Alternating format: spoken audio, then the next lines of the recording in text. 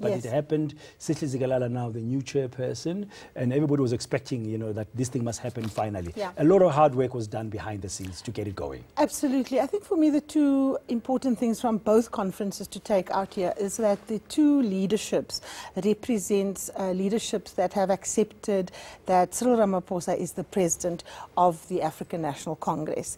I think it strengthens him. The other important issue that is, of course, also something we need to unpack, Dan, is the fact that people are talking about this generational push, younger people coming through. And of course, when people talk generational push, we must unpack what that means. It's not youth league people, because they're all older than 40. You know, the cutoff age for the youth league is 36, but it's a new, younger generation than the current ones that are there.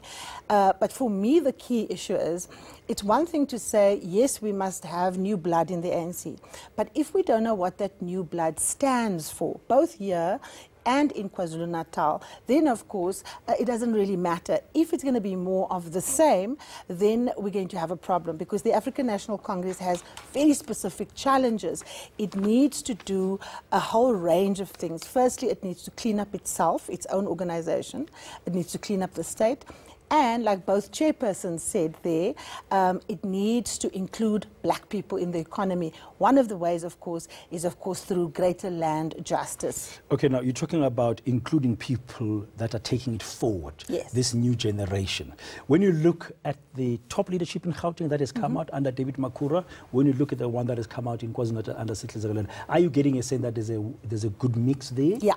Look, let's start in Gauteng. What fascinates me is not so much the election of David Makura. He was a shoe-in. It's Panyaza Lesufi as the deputy defeating Lebogang Maile that for me is the interesting dynamic here, because Panyaza Lesufi has been on the outside. He's historically not been part of what people loosely refer to as the so-called Alex Mafia, the people close to people like Paul Mashatile and others. So the fact that there's now a mix of people here is really interesting. And then, of course, Parks Tau as the treasurer is important, because that's some kind of continuation with the Mashatile era. So Gauteng, very mature. They've brought in some of the younger people. And, of course, Panyaza Lesufi's public image is a good one, given the mess that the brand of the ANC is in Gauteng around Life Isidimeni, around the Brian Hlongwa matter. So someone like Panyaza Lesufi that is hands-on, that's always available to speak to the media, it's something positive that the African National Congress can take. In KwaZulu-Natal, again, it's that mix. It's people who have been on different ends of the so-called NDZ CR factions, and they've come together. But again, Dan, for me, the important issue, Sihle Zikalala made a very powerful closing speech. We only played a bite here on unity, but he, for example, spoke about the non-racial character of the ANC, the importance of that. Remember the tensions between communities. He fought about the fight against racism. He also spoke, importantly, about economic inclusion again. Now, Karima, as I'm listening to you, they seem to have hitting the right notes. Yes, yes. You know, the Panyaza Lesufi example is we want leadership that's in there, that's understood the people, doesn't run away they roll up their from sleeves. problems. Yes. Yeah, and absolutely. Sihle Zikalala saying, guys, racism, ANC is non-racial to help to reduce this current tension. So good stuff there coming out. And you mentioned another point that ANC must clean itself out. Yeah. We saw last week the arrest of an ANC employee or an employee of the ANC in Lotuli House. I Yes. don't know how it's being described now, whether it was permanent or not permanent, and the police acting very swiftly. Yes. I just want us to talk about that in light of what you've said earlier. ANC needs to clean itself, what more it can do. But before we do that, I want us to play a bite of the National Police Commissioner, Kehla Stole, who said for him there was nothing remarkable about the arrest of that ANC official in connection with cash in transit heists. Let's take a listen. We arrested a criminal, and a criminal like any other criminal.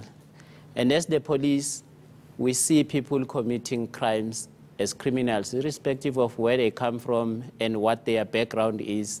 And we just wanted to stabilize the heist and put them to an end. But the minister is given a little bit more clarification into the matter. But from a policing's point of view, we just arrested a criminal.